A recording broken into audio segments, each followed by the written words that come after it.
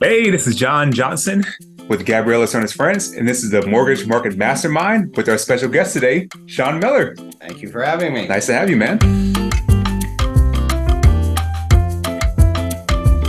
You know, historically, as we can see, we are not doing too bad when it comes to rates. People who have bought homes in the last 20 years, 30 years, the generations before, they're looking at our rates right now and they're saying, hey, that's not a bad rate to be at right now. But we were kind of teased over the past couple of years having those extremely low rates, but we're not at a moment right now to where rates are really that bad historically. And over the past 12 months, this is our only lens that the news is going to be talking about. Yeah.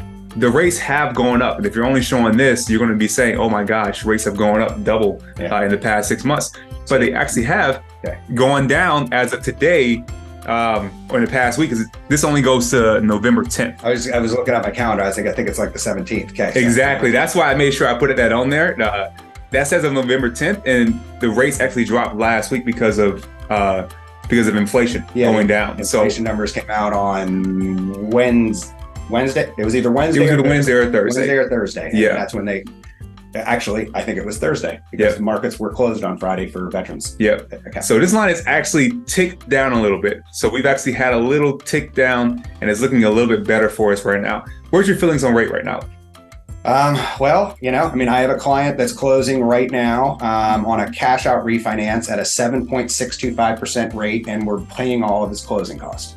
I have another client that locked in 45 days ago, and he was paying a discount charge at a 6.75 rate.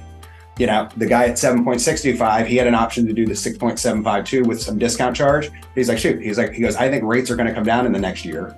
I'm going to do this refinance. He had to do the cash out refinance because he paid cash for the house and he borrowed some money from somebody. So he had to pull the cash back out to pay that person off.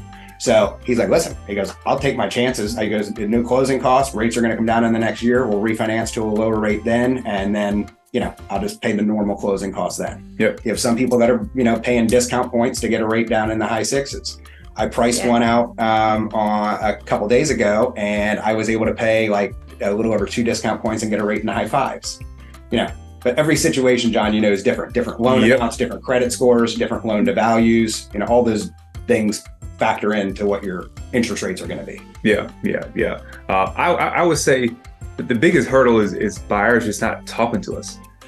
When buyers only look at the news, then they talk to grandma, and then they talk to auntie, and they try and figure out what's the best thing to do. Just by people who aren't experts. That's like, you having a very bad knee problem, and you're only going to, your mom, your cousin, auntie about what should you do about your knee, rather than going to the doctor. Mortgage lenders, we're kind of like the doctors in this space. Do we have PhDs in economics? No, but are we, doing 5, 10, 15 pre-approvals a week, looking at credit 5, 10, 15 times a week, doing monthly payments and cash to close and going through different scenarios for buyers every single week? Yes, we are doing these every single week for years and years and years. So when it comes down to it, we can be able to give you a good perspective on looking at your specific information, your purchase price you're trying to buy around, how to be able to make a loan work out for you. If this is the right time, is it not the right time? We can help you game plan for that. Yeah, well, we're not ticket takers, here. We're true like mortgage professionals. Yeah. When rates were really, really low, anybody could do a mortgage for you, and you end up with a pretty good situation. When investment market was doing good last year, any financial advisor could have done well for you. 100%. When houses were selling in a day last year, any realtor could have probably sold your house. Now you need a good financial advisor. You need a good mortgage professional. You need a good realtor. You do? It's more important now than maybe ever. You got it. Gabriela, any comments on rates? Yeah.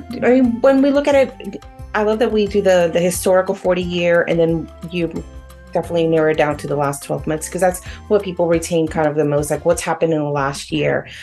Interesting conversation that happened over this weekend is somebody was, definitely reading me a headline saying, it's the highest that it's been in the last 20 months. And I said, well, sir, put in perspective what happened 20 months ago. Where were we? We were just coming through a pandemic.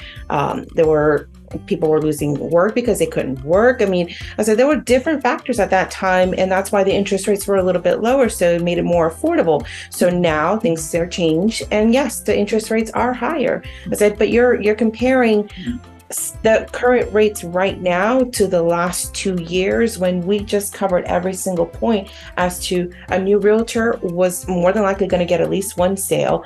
A new loan originator was more than likely going to be able to at least have a few sales under their belt. Yeah. And now we're talking about the seasoned veterans that either are sticking it out or have been through this before. And it was a very nice casual conversation. And I think he kind of just took a step back because he didn't realize, I'm like, you're talking to somebody who hears this every single day, sir. Yeah. So, if I wasn't in this industry, I wouldn't have this information and this knowledge. Yeah. So yes, we need to stop talking to our aunts, uncles, and everybody, or the person who just bought a house, because they're not experts in what you guys do. Sure. Yeah, I was talking to my friend's daughter, who's going to be a first-time home buyer, and looking to purchase a home. And she had said, like, I'm looking to get a different job. I was like, what's your income now? She said about $45,000 a year. And I'm like, it's going to be very difficult for you to qualify for a house in this market in our area, like in the Tampa Bay area, with making $45,000 a year. With where rates are at now. I mean, realistically, a single person, a family probably needs to make close to $100,000 a year. Maybe not exactly. To live in the city. To live close in a stick-built home in the city. Exactly. This is also why I've been aggressively over the past couple of weeks, been looking at mobile homes, manufactured homes, factory homes. I've actually been on the ground because I don't know too many real estate agents that are experts in this market, that know this market. So I'm taking it upon myself to become the expert in this market. That way I can have some sort of option for these buyers. Yeah. If it's not fully in the city, if it's around the outskirts or somebody's own land, there's so many different ways you can be able to go about this product for half the price of a stick-built home. And maybe a third of the price or a fourth of the price, just depending on the situation.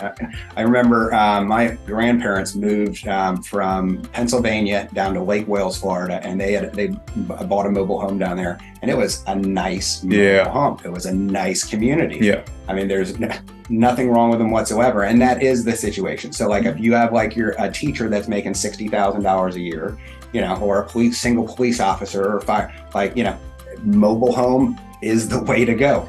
Yeah, and people who have this, they have this stigma about depreciation. Oh, your home is gonna go down in value, but people don't understand that a stick-built home goes down in value if you don't maintain it. So if you're in a mobile home that's not in a good neighborhood and that mobile home is not well maintained, it's going to go down in value. The same way if you have a stick-built home, if it's not in a good neighborhood and you don't maintain it, that can go down in value. Typically, yes. But overall, though, a majority of the time, they're going to go up in value. But I went to a mobile home park the other day, and pending was $195,000 for a 2-2 mobile home. There you go. 1,400 square feet. But once again, it was in a nice neighborhood, a nice park, and it was still a mobile home. Like, it wasn't even modular. Like, there's modular homes that look like stick-built homes, and there's mobile homes that look like mobile homes. This was still a mobile home and a park, but if it's in this nice park with the nice community pool, and it has, all the different amenities and shuffleboards and et cetera, those are still able to maintain value over time. So, but overall, they can be at a much better price point than a lot of stick-built homes.